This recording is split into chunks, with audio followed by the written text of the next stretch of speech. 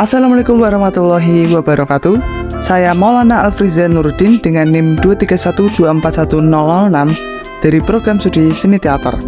Di sini saya akan mereview buku dengan judul Teknik Dasar Pemeranan karya Wahyu Novianto sebagai penulis yang diterbitkan pada tahun 2016 silam.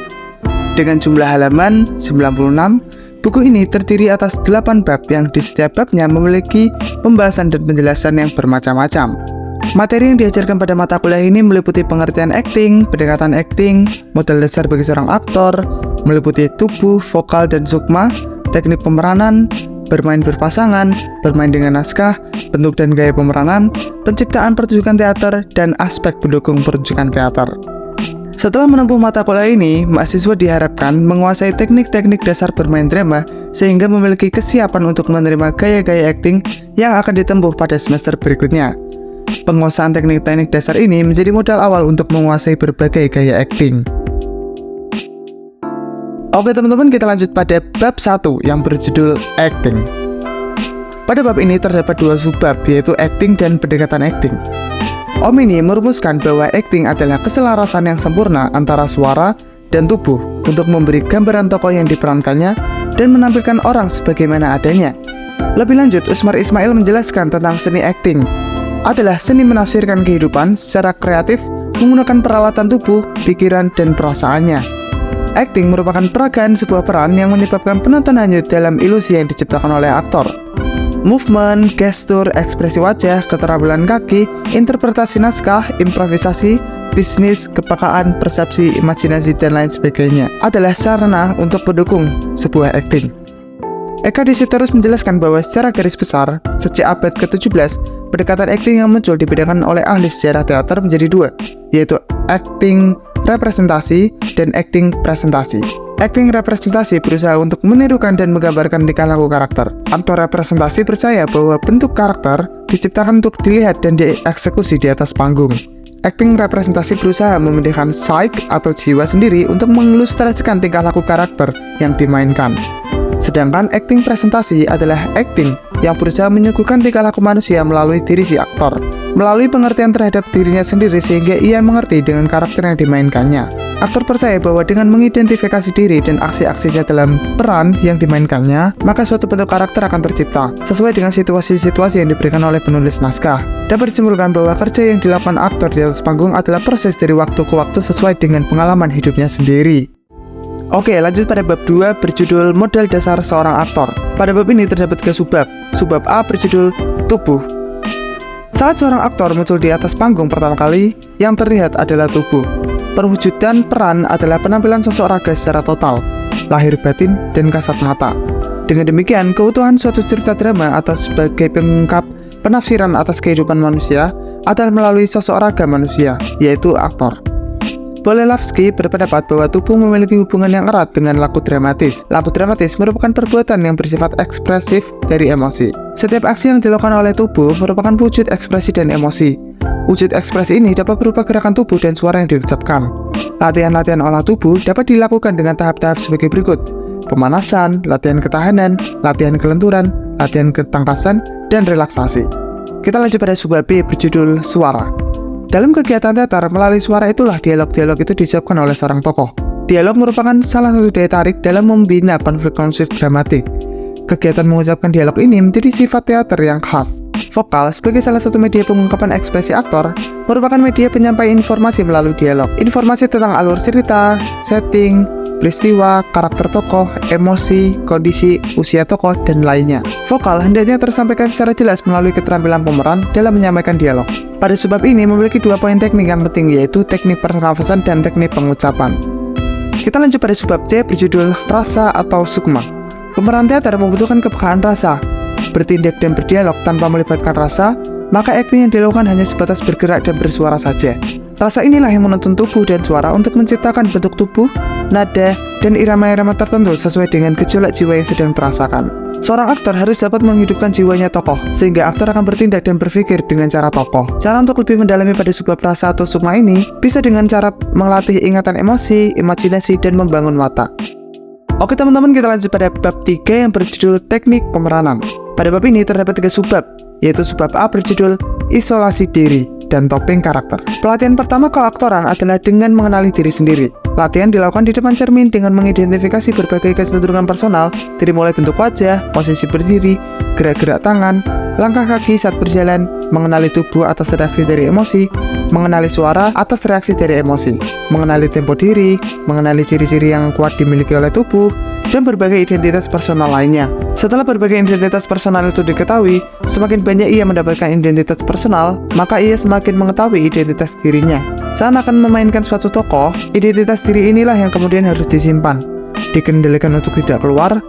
Tubuh harus berada pada posisi netral, untuk kemudian dimasukkan identitas tokoh lain. Topeng netral, suatu cara atau latihan yang ditempuh untuk mencapai kondisi emosi, pikiran, dan tubuh yang netral. Topeng emosi, proses latihan peran untuk mengungkapkan efek perasaan-perasaan yang beroperasi pada manusia. Topeng karakter, latihan ini ditempuh untuk menguasai tipologi dasar watak manusia yang nampak secara langsung pada ciri-ciri fisik dan tindakan-tindakannya. Topeng usia, latihan awal yang harus ditempuh adalah mengenali dengan ciri-ciri umum pengaruh usia pada manusia. Mimesis, suatu usaha peniruan terhadap karakter seseorang.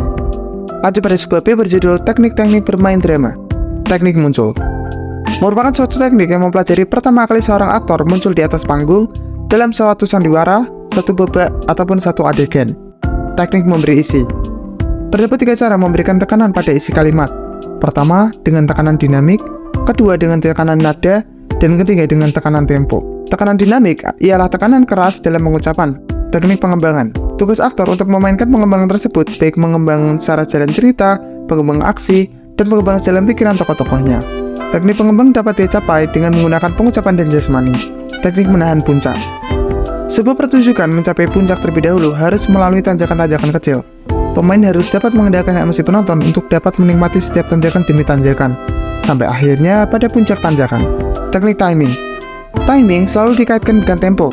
Timing adalah ketepatan hubungan antara gerak jasmani yang berlangsung sekejap, 2 kejap dengan kata atau kalimat yang diucapkan. Sedangkan tempo adalah ukuran kecepatan di dalam melakukan aksi. Lanjut pada subbab C berjudul Mengolah Kreativitas. Improvisasi, ciptaan spontan seketika itu juga atau melakukan acting dengan tanpa perencanaan terlebih dahulu, tanpa teks baku yang menjadi acuan acting. Business acting, gerakan-gerakan kecil yang terjadi pada tubuh manusia. Business acting ini muncul karena adanya efek dari gerakan emosi dan pikiran. Efek spons, setiap laku atau tindakan manusia melibatkan pikiran atau kognisi, perasaan atau afeksi, dan tindakan atau gerak atau konasi. Ketiga aspek ini bekerja dan beroperasi dengan cara menyerap atau terpengaruh satu sama lainnya.